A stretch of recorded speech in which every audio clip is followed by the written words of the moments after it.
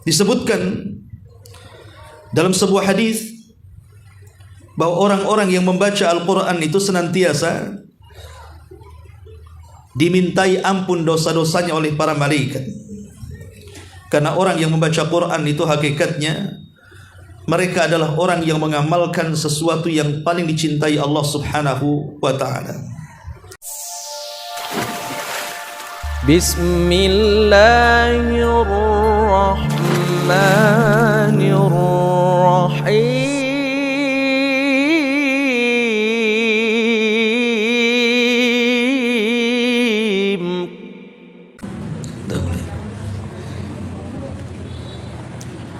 Bismillahirrahmanirrahim. Assalamualaikum warahmatullahi wabarakatuh.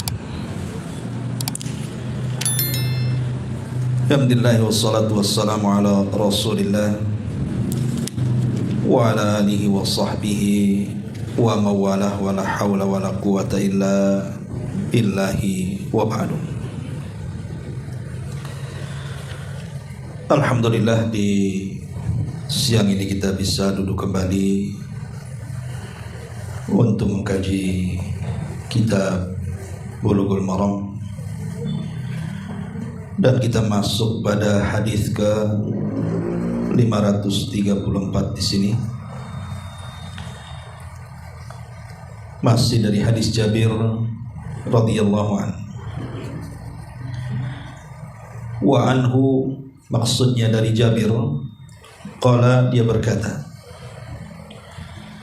kana Nabi sallallahu alaihi wasallam yajma'u bainar rajulaini min qatla Uhudin fi thawbin wahidin thumma yaqul ayyuhum aktsaru akhdan lil Qur'ani fayuqaddimuhu fil lahdi walam yughassalu walam yusalla alaihim, rawahul Bukhari. Nabi SAW mengumpulkan dalam satu kuburan di antara dua orang yang mati syahid di perang Uhud. Dalam satu kain kafan. Kemudian Nabi SAW bersabda, siapa di antara mereka yang paling banyak menghafal Quran, maka dahulukan dimasukkan ke liang lahat, dan mereka tidak dimandikan dan tidak disolatkan. Hadis ini dikeluarkan oleh Imam Al-Bukhari.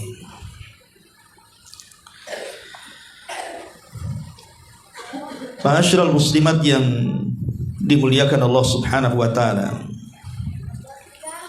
hadis ini menceritakan kepada kita tentang kisah perang Uhud. Kita tahu bahwa dalam perang Uhud ini kaum muslimin mengalami kekalahan hebat setelah sebelumnya mengalami kemenangan di perang Badar. Tetapi begitulah takdir Allah Subhanahu wa ta'ala, wa tilkal ayyamu nudawiluha bainan nas. Namanya hari itu diputar-putar kepada manusia. Terkadang menang, terkadang kalah.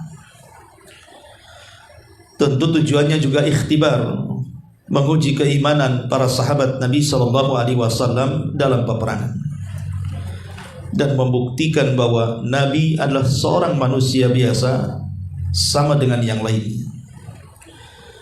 Karena beliau juga terluka parah di perang Badar. Artinya Nabi SAW tidak kebal bacok, tidak kebal bakar, dan dia bisa terluka layak seperti manusia yang lainnya. Makanya Nabi SAW dikatakan dalam Al-Quran, Kul innama ana basyarum mithlukum. Katakan ya Muhammad, saya ini manusia persis seperti kalian. Lah di perang Uhud ini Nabi SAW merasa sedih karena para pejuang Islam yang deretan as-sabiqun al-awwalun itu meninggal di perang ini. Salah satunya adalah Hamzah Asadullah. Dan juga para sahabat-sahabat senior yang gugur di medan ini.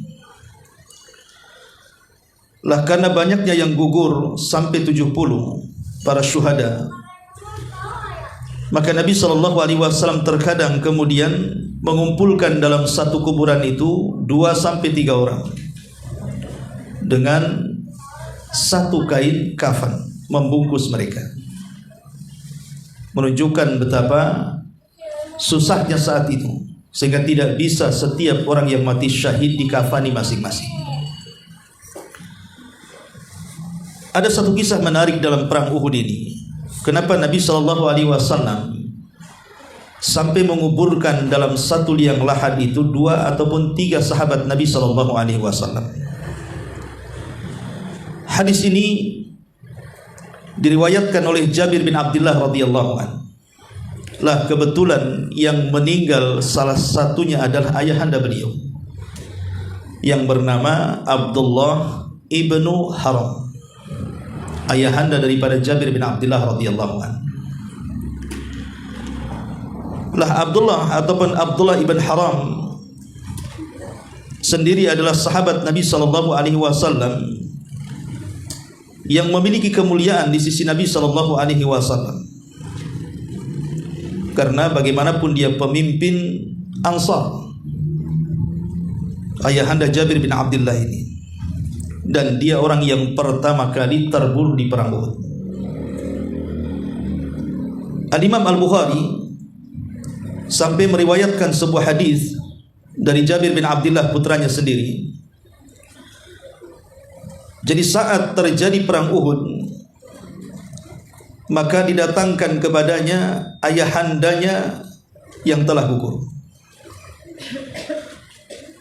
Kemudian dia pun menangis, karena bagaimanapun ayahanda Jabir bin Abdullah ini adalah orang tua yang mengasuh banyak anak. Dengan kepergiannya, otomatis Jabir akan menjadi ayah bagi adik-adik, sehingga dia menangis. Kemudian Nabi SAW mengatakan, "Ya Jabir, tabki aw la tabki?" Menangis ataupun kau tidak menangis. Fama zalatil malaikatu tudhilluhu bi ajnihatiha hatta rufi'a. Sesungguhnya malaikat telah menaungi ayahmu dengan sayap-sayap mereka sampai diangkat ruhnya menuju Allah Subhanahu wa taala. Kemudian Nabi SAW mengatakan, "Ya Jabir, tabki aw la tabki?" Menangis ataupun kau tidak menangis. Laqad kallama abaka kifahan bila turjuman. Sungguh ayahmu telah langsung berbicara dengan Allah Subhanahu wa taala tanpa ada perantara. Kemudian Nabi SAW menjelaskan dialog ayahandanya Abdullah ibn Haram saat kematiannya dengan Allah Subhanahu wa taala, di mana Allah Subhanahu wa taala berfirman kepada ayahanda Jabir, "Tamanna ya abdi, bercita-citalah wahai hambaku, ma syi'ta utik, sesuai dengan angan-anganmu aku akan berikan cita-citamu." Maka Abdullah ibn Haram setelah kematiannya saat berdialog dengan Allah Subhanahu wa taala, dia pun mengatakan, "Ya Rabb, tarudduni ila dunya fa uqtalu fika marratan thaniyah." Aku tidak mengharap sesuatu kepadamu ya Rabb, kecuali engkau bangkitkan aku ke dunia supaya aku bisa mati syahid kedua kalinya. Dari sini Allah Subhanahu wa taala mengatakan, "Ya Abdullah, mustahil orang yang sudah mati itu kembali ke dunia. Minta yang lainnya." Maka Abdullah ibn Haram mengatakan, "Ya Rasulullah, kalau itu tidak bisa kau lakukan, maka habarkan posisimu di hadapan dirimu kepada putraku Jabir dan kepada Nabiku sallallahu alaihi wasallam dan sahabat yang lainnya." Dari sini Allah Subhanahu wa taala turunkan surah Al-Imran ayat 69. "Wala tahsabanna alladhina qutilu fi sabilillahi amwatan bal ahya inda rabbihim yurzaqun." Apakah kalian menyangka orang-orang yang dibunuh di jalan Allah alias mati syahid, mereka mati? Tidak, mereka hidup. Karena di sisi Rabb mereka, mereka sedang dianugerahi rizki yang indah. Abdullah ibn Haram semasa hidupnya, dia memiliki teman akrab yang bernama Abdullah atau Amr ibn Jamuh radhiyallahu anhu. Amr ibn Jamuh radhiyallahu anhu salah satu dari pembesar Ansar, dan dia semasa hidupnya dengan Abdullah ibn Haram adalah kawan yang luar biasa. Jadi kemana-mana bersama dalam rangka beribadah kepada Allah subhanahu wa ta'ala. Terkadang salat malam berdua, membaca Al-Quran berdua, bersilaturahim berdua, bersedekah berdua. Pokoknya kemana-mana Abdullah ibn Haram dan Amr ibn Jamuh ini sejak muda sampai masuk Islam, sampai menua, senantiasa tidak berpisah. Dia cinta karena Allah subhanahu wa ta'ala dan membenci pun karena Allah subhanahu wa ta'ala. Lah saat perang Badar, baik Abdullah ibn Haram ataupun Amr ibn Jamuh tidak bisa terlibat dalam peperangan ini, dikarenakan keduanya, yang satu cacat pincang, tidak mungkin berjihad, Amr ibn Jamuh. Yang satunya sudah tua renta, Abdullah ibn Haram. Artinya kedua-duanya diberikan rukhsah untuk tidak ikut jihad. Makanya dalam perang Badar dua orang ini tidak ikut terlibat dalam perang Badar, sehingga ketika datang Uhud, mereka keduanya tidak mau berpisah dalam peperangan. Masa dahulu perang Badar kami tidak ikut, perang Uhud pula kami terlupakan. Akhirnya kemudian Amr ibn Jamuh radhiyallahu anhu datang kepada Nabi sallallahu alaihi wasallam. Kemudian dia mengatakan kepada Nabi sallallahu alaihi wasallam, "Ara'aita in qutiltul yauma?" Bagaimana pendapatmu wahai Rasul kalau seandainya aku terbunuh dalam perang Uhud ini? Apakah kemudian kakiku yang pincang ini ata'u bi arajatihi hadhil jannah, bisa melangkahkan kakiku menuju surga? Apakah kakiku yang pincang ini bisa dilangkahkan ke dalam surga? Maka Nabi sallallahu alaihi wasallam mengatakan, tentu wahai Amr. Maka Amr ibn Jamuh mengatakan, fa walladzi ba'atsaka bil haqq la ata'anna bihal jannata al-yawm insyaallah. Maka demi zat yang jiwamu diutus dengan kebenaran, sungguh aku akan menginjakkan kedua kakiku di sorga pada hari peperangan ini jika Allah berkehendak. Maka dia pun masuk dalam pertempuran. Akhirnya dia pun menjadi orang kedua yang mati syahid setelah Abdullah ibn Haram. Sebenarnya kedua orang ini saat mendaftarkan jihad dalam Uhud ini tidak diizinkan oleh anak-anak mereka. Jadi anak-anak Amr ibn Jamuh datang menghadap Nabi sallallahu alaihi wasallam, kemudian meminta kepada Nabi sallallahu alaihi wasallam untuk dibatalkan pendaftaran jihadnya. Tetapi Amr ibn Jamuh sudah tekad, karena melihat juga kawannya Abdullah ibn Haram juga terlibat, dia tidak ingin ketinggalan kereta menuju surga. Maka dia menenangkan anak-anaknya agar tetap dirinya ikut jihad, sehingga anak-anaknya di hadapan Nabi sallallahu alaihi wasallam tidak bisa berkutik. Ma'asyiral muslimat yang dimuliakan Allah subhanahu wa ta'ala, saat peperangan kebetulan Abdullah ibn Amr ibn Jamuh ini masuk dalam perangkap orang-orang musyrik Arab ini. Kemudian dia pun mencaci maki Tuhan-Tuhannya orang-orang Quraisy ini. Maka orang-orang Quraisy pun marah, kemudian menghantamkan senjata-senjata mereka. Akhirnya Amr ibn Jamuh pun meninggal saat perang Uhud.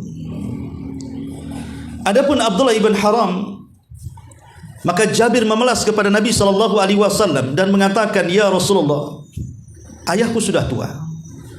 Jangan kau libatkan dia dalam jihad. Dia tidak memiliki tenaga. kalau engkau mau batalkan pendaftaran jihadnya, biar aku yang menggantikannya.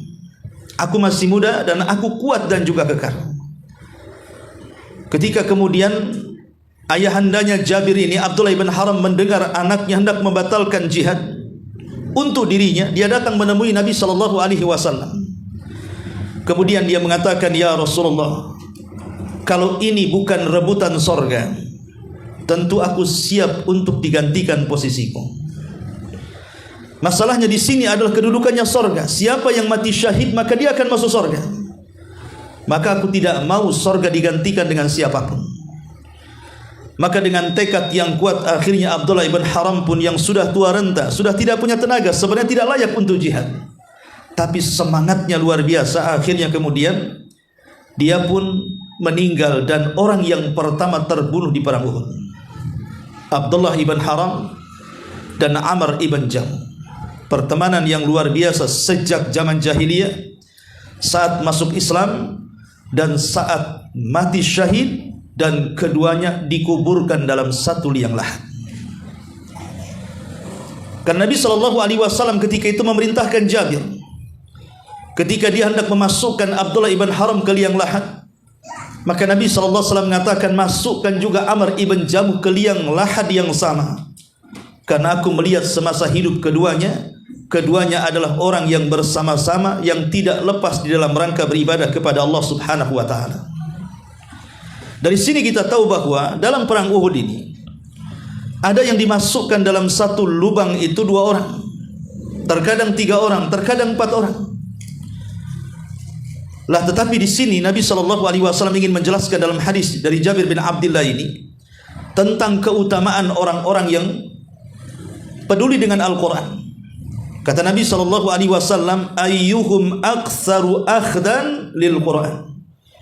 Siapapun yang mati syahid dan mereka memiliki banyak keutamaan tentang Al-Quran, memiliki hafalan yang banyak tentang Al-Quran, maka dahulukan dia ke liang lahat sebelum yang lainnya. Dari sini ada keistimewaan orang-orang yang gemar membaca Al-Quran dan menghafal Al-Quran, dimuliakan saat dimasukkan ke liang lahat. Baik, ma'asyiral muslimat yang dimuliakan Allah Subhanahu wa ta'ala, bicara tentang keutamaan Al-Quran, Nabi SAW menjelaskan banyak dari riwayat-riwayat tentang keistimewaan orang-orang yang gemar membaca Al-Quran. Pertama, rumah yang dibacakan Al-Quran Al-Karim. Dalam sebuah hadis yang dikeluarkan Imam Ibnu Abi Dunya dari sahabat Ubadah ibn Samit secara mauquf kepada beliau, innal baita alladhi yuqra'u fihi al-Qur'an alaihi khaymatun min nurin yahtadi biha ahlus samai kama yahtadi bil kawkabi dhurri fi lujjatil bihari fil ardi qafri.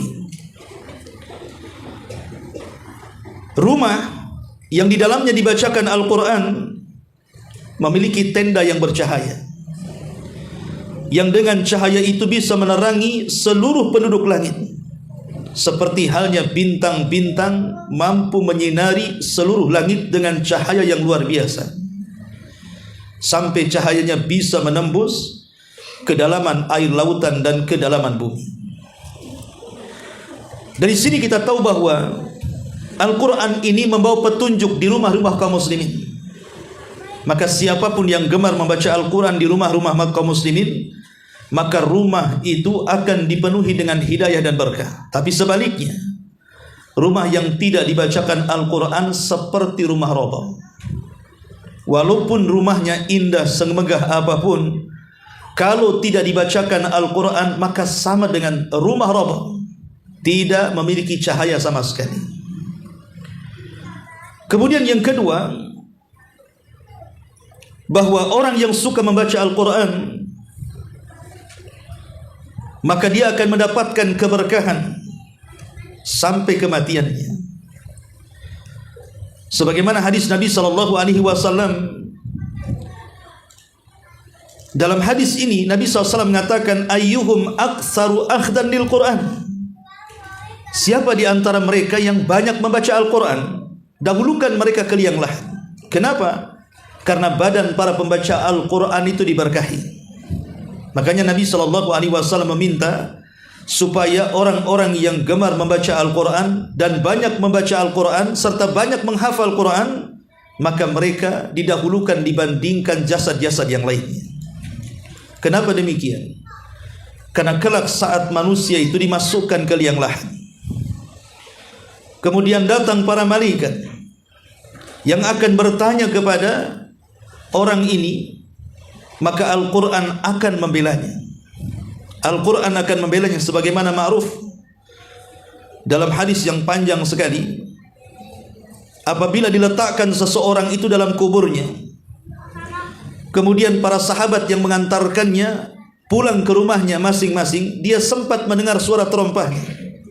Disitulah datang Munkar dan Nakir, kemudian mendudukkan di kuburannya. Tetapi Al-Quran kemudian datang antara dia dan kedua malaikat itu.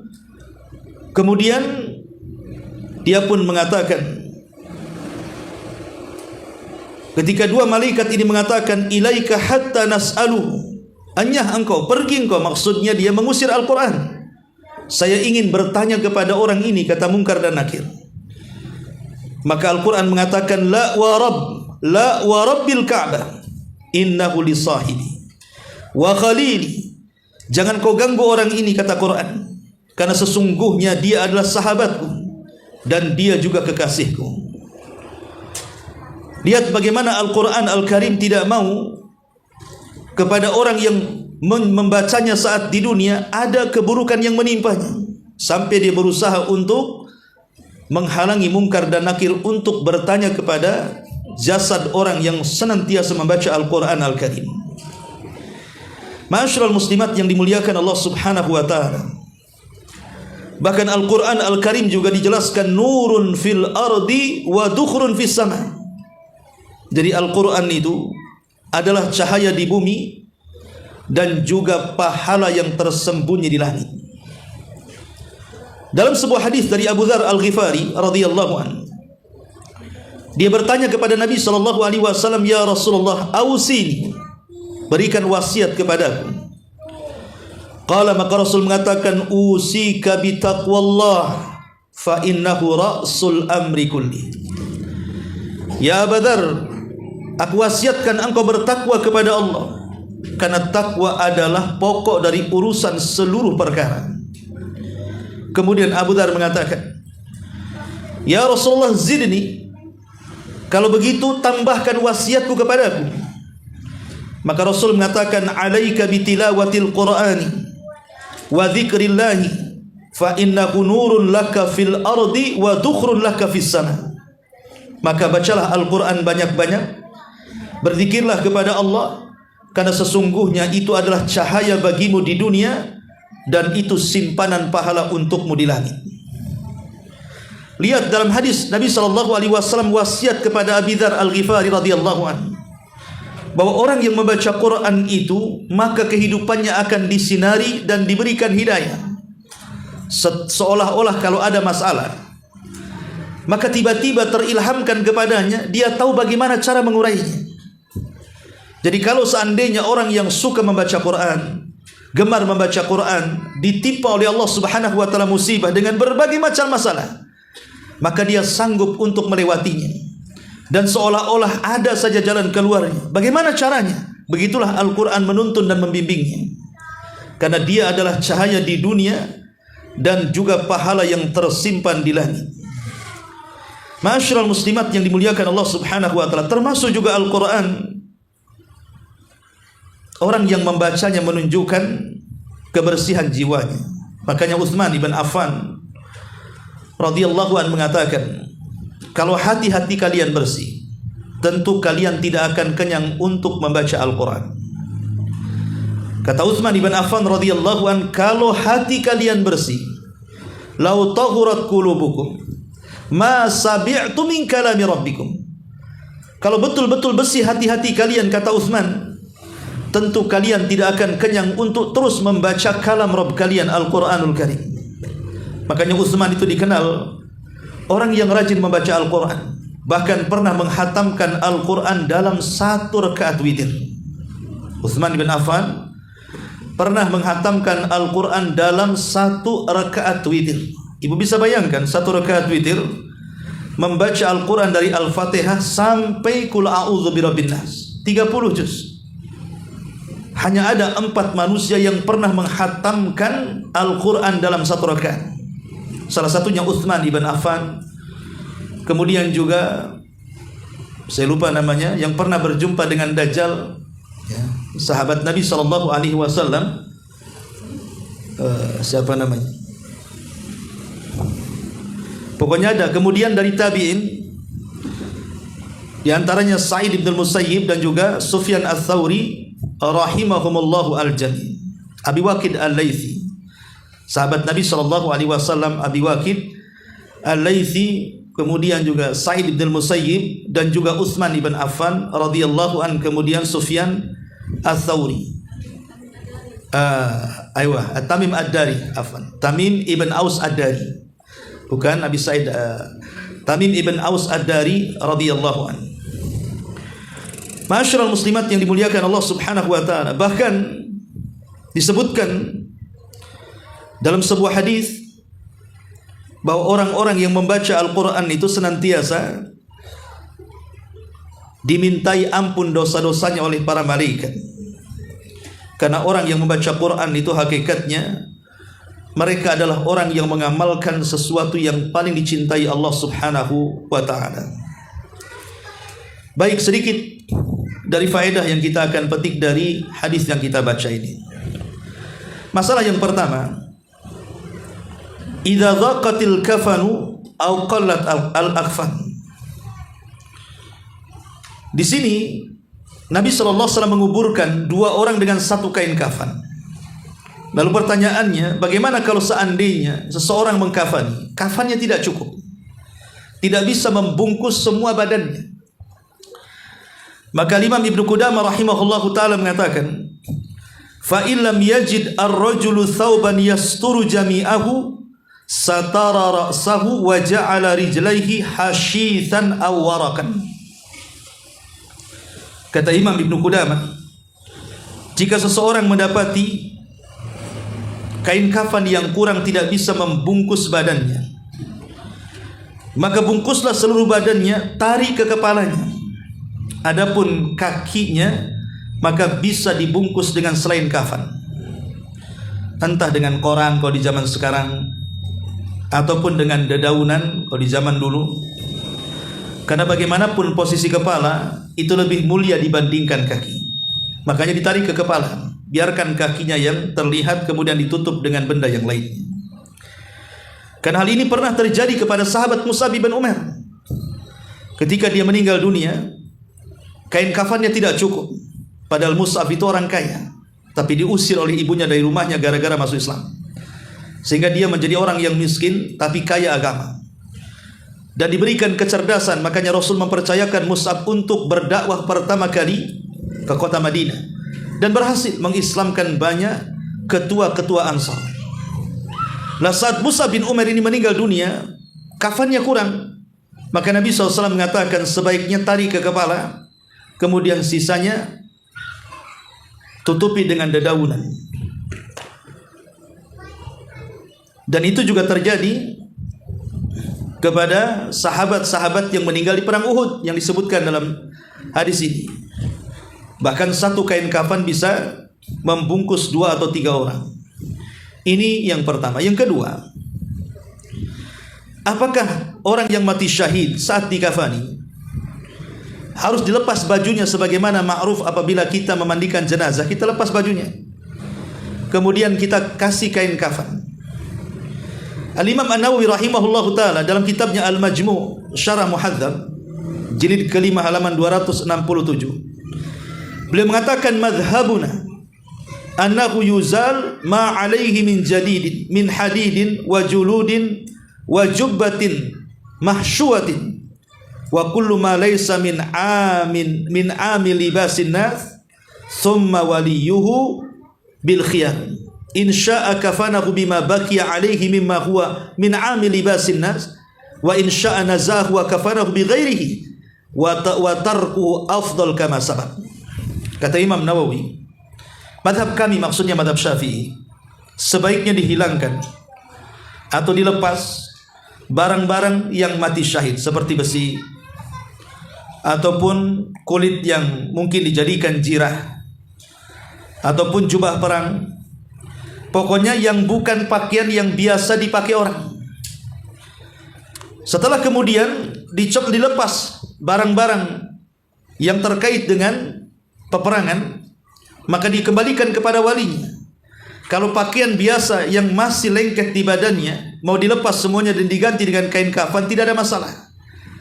Dan kalaupun seandainya dibiarkan kemudian dibungkus dengan kain kafan, maka itu juga tidak ada masalah. Tetapi sebaiknya tidak dilepas dan langsung dikafani. Ini di antara pendapat Imam An-Nawawi rahimahullahu taala. Kemudian masalah yang ketiga, apakah orang yang mati syahid harus dimandikan? Layaknya juga manusia yang meninggal kita mandikan.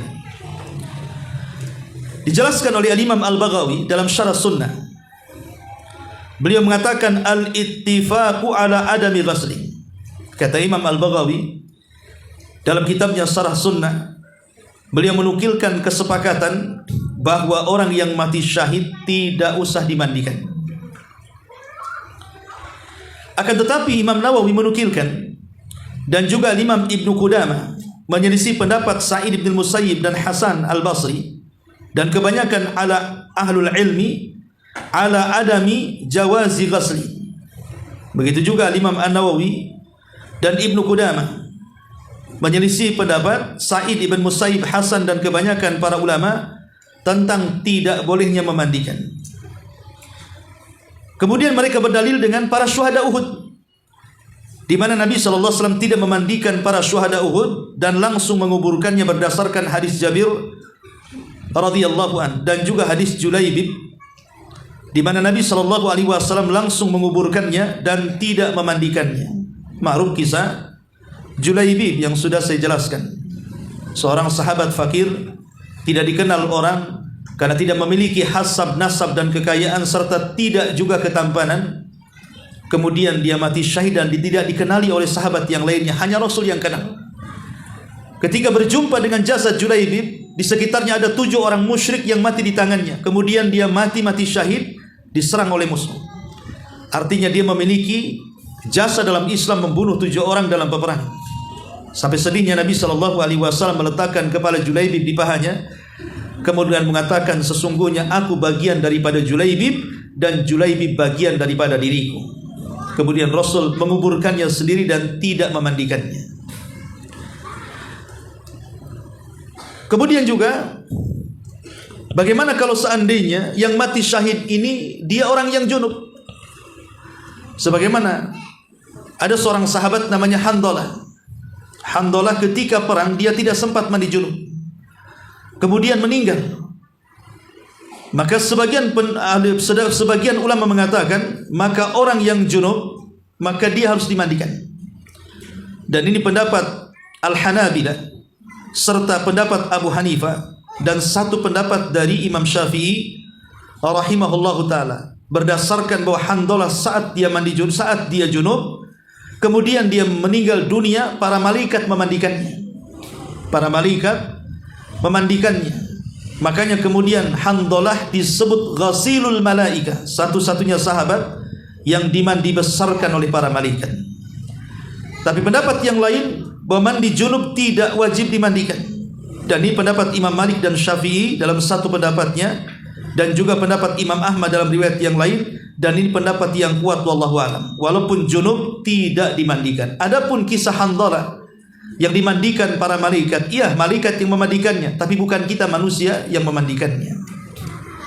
Kemudian masalah yang kelima, apakah orang yang mati syahid perlu disolatkan?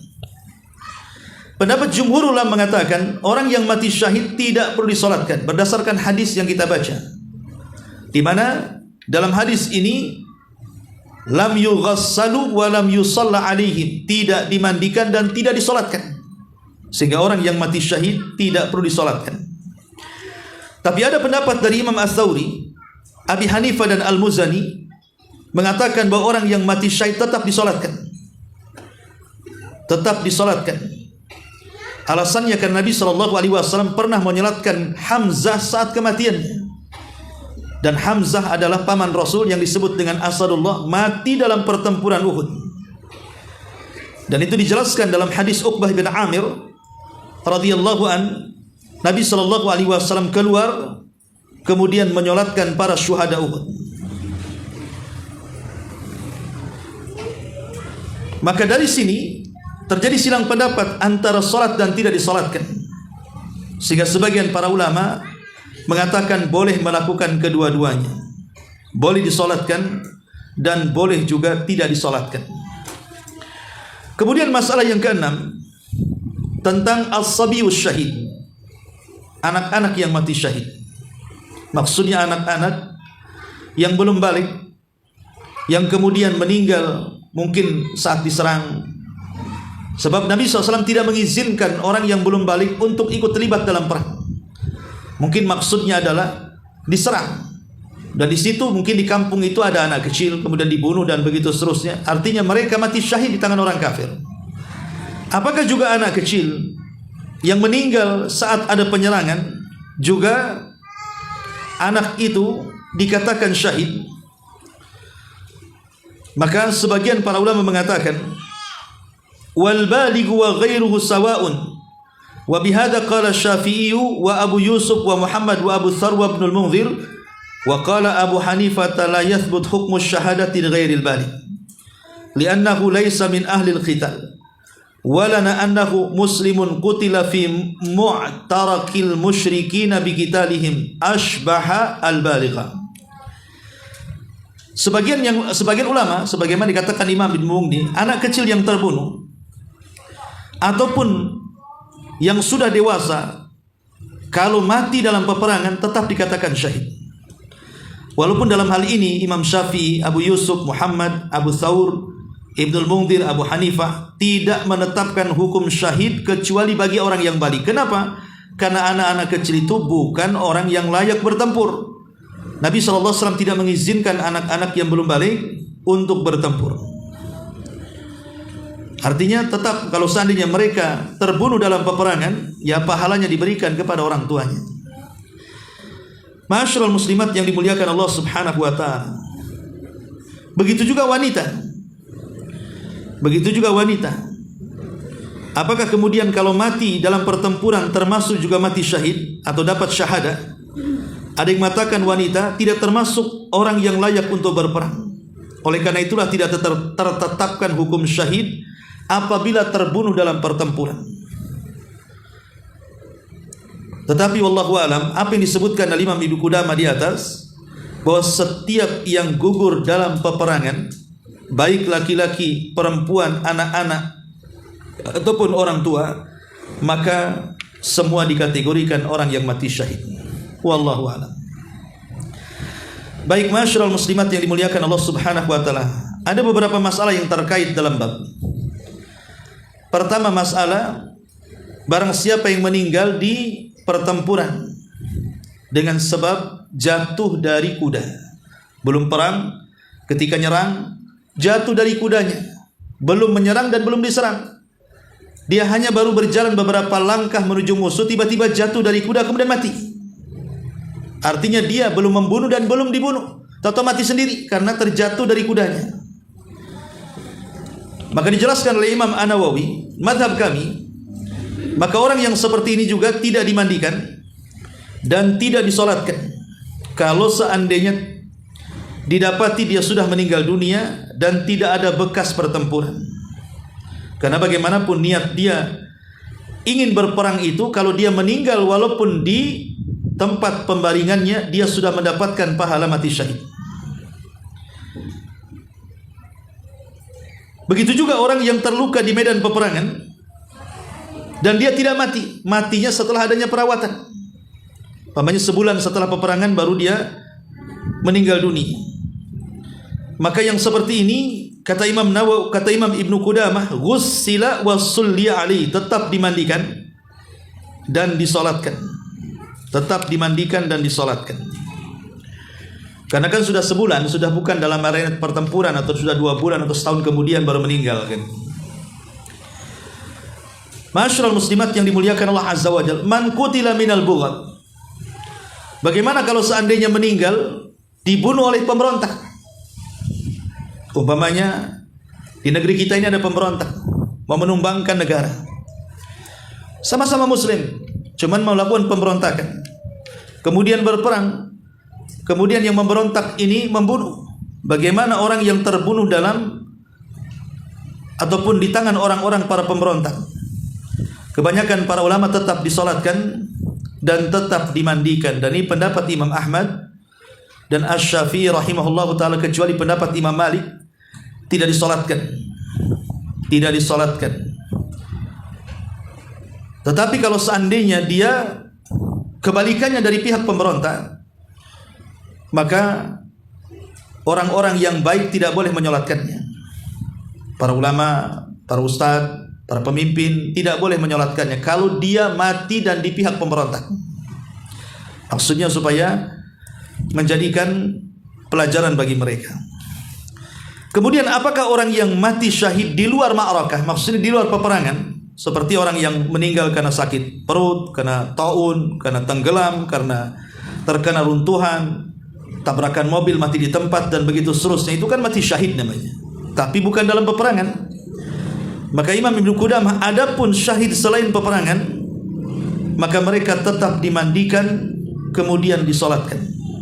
Tetap dimandikan dan disolatkan.